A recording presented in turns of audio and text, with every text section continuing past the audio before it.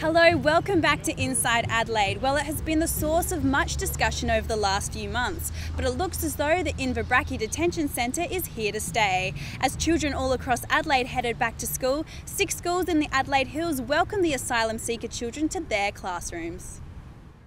The new detention centre, based in an army town 3 kilometres out of Woodside, got its first wave of over 80 detainees in mid-December, a group that Immigration Minister Chris Bowen says has been assessed as low risk. This former military base now houses some 400 asylum seekers in family groups, and it's here at Inverbrackie Detention Centre where the children are picked up each morning in private buses and taken to their new Australian schools. The Departments of Education and Immigration work together to select schools appropriate for the role.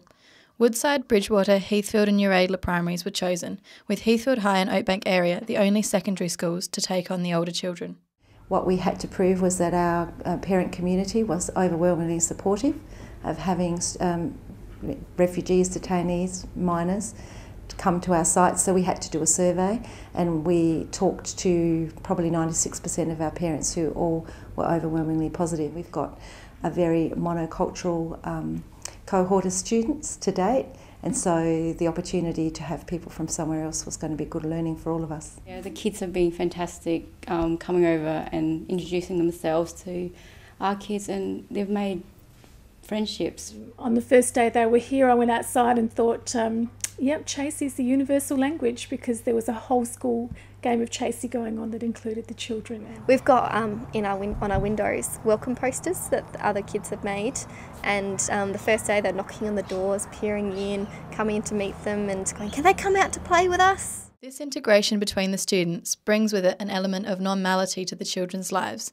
which at the moment are far from normal. We're starting to see links between our students actually understanding what's occurring in other places around the world, and a far greater understanding that what they see in the media is usually older people involved in conflict, or they see the other side where it's the young babies that are helpless in conflict, but very rarely do they see that age group that is their own high school age group involved in conflict in another country. We talked about difference in food and difference in dress, and that some of our children may need to have prayer time, and we've prepared a space for them to do that prayer when they need to. We didn't get a child who wore a scarf until a hijab until week 2 or 3.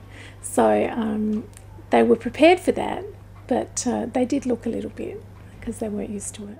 Most of the teachers chosen to teach the children did not apply but were asked to fill the roles for both their skill level and their multicultural experience. I'm only my second year out, so it's been experience for me. We've been loving it, absolutely loving it. It's been good. The children are lovely, they're happy, very positive about learning English and very positive about coming to school. The specialty teachers have been tailoring their lessons to teach the children about Australia, and the Department of Education is encouraging discussion between the different schools, who are all new to the program. We have staff meetings each week to discuss how our programs are going, how the children are going. We work out the program together and then we just tweak it to suit our classes. To suit our year levels that we have. Most of them understand English, and if not, they understand what you're trying to say, like the meaning, and they pick it up really quickly. The Department of Education has also made cultural awareness workshops available to the school's mainstream teachers. We learnt about religion, language, history, where they've come from. They've all come by boat, of course. They've all come via other countries. They've all been to another detention centre in Australia. Several have been to Leonora, several to Darwin, Perth and Port Augusta. So they've had quite a complicated journey to get to Inverbrackie. Heathfield High is one of the only 2 high schools in the mix, chosen for its link with Heathfield Primary and its well-established multicultural focus. As a school we have a strong international program, and in many ways it's just another part of our international program. But many would see this as a far cry from an average school exchange, with many new rules and regulations for both the schools and detention centre staff to come to grips with. Yes, it is a steep learning curve.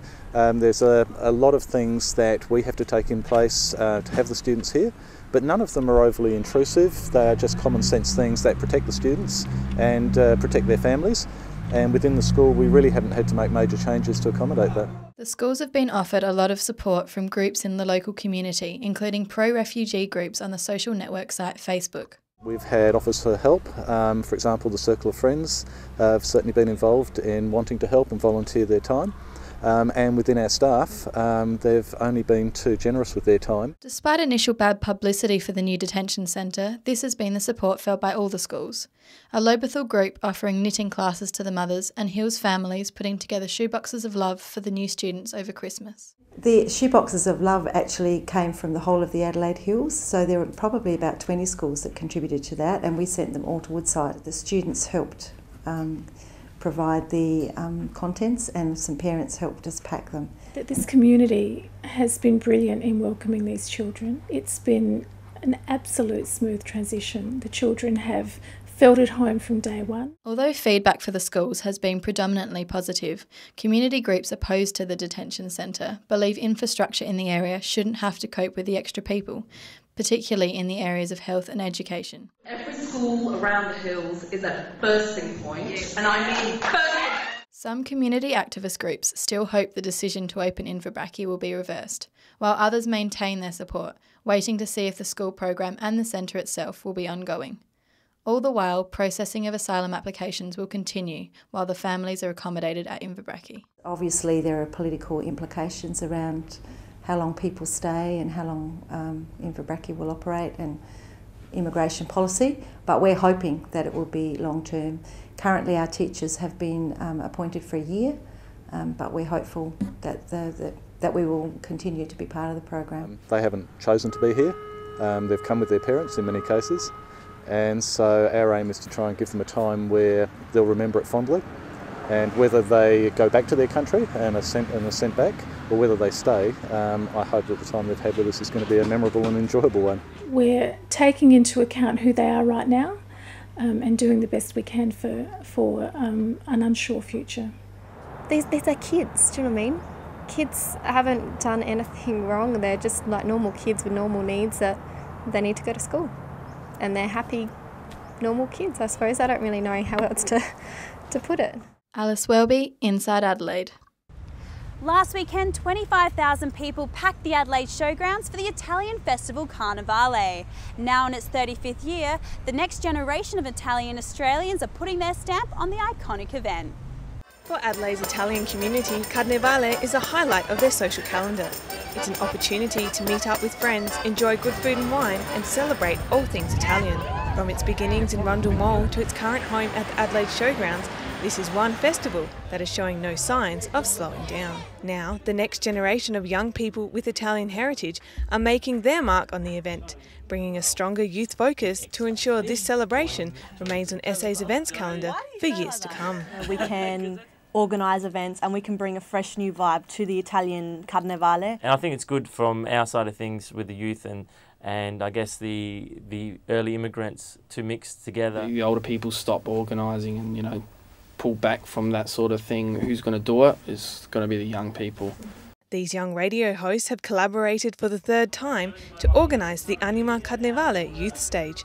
From pasta eating competitions to local bands, the stage has proved to be a draw card for the youth of today. The main event is the pasta eating competition, Ready, Steady, Manja. We're going to put the bomb on your head when you finish. The Italian delicacies on offer are one of the main reasons Carnevale draws such a large crowd. Well, Carnival is a good thing for eating, our speciality of food.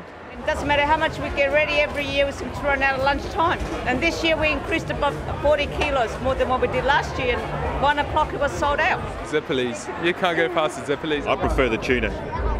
I think the porchetta I like. But Carnevale offers a lot more than just food, with fashion, cars and celebrities all part of the festivities. I do a few of them around, so I love coming to Carnevales. Grandmother Maria Russo makes traditional costumes for the event every year. Because I'm really professional, it doesn't take very long.